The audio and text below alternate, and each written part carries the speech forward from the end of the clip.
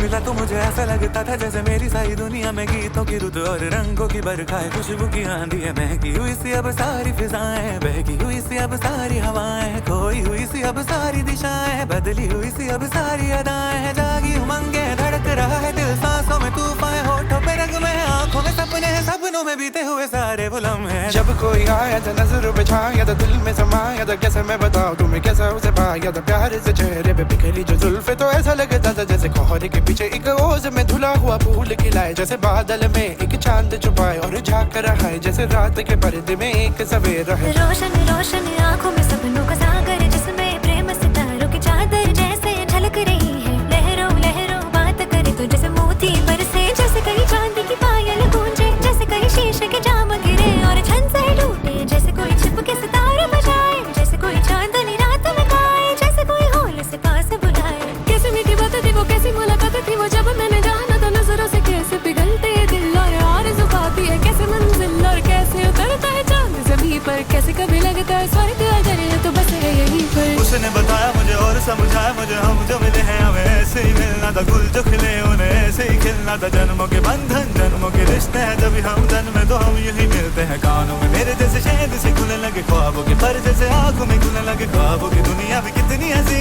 और कैसी रंगी थी, ख्वाबों की दुनिया जो कहने की थी पर कहीं भी नहीं थी। ख्वाब जो टूटे मेरे, आँख जो खुली मेरी, होश जो आया मुझे, मैंने देखा मैंने जाना वो जो कभी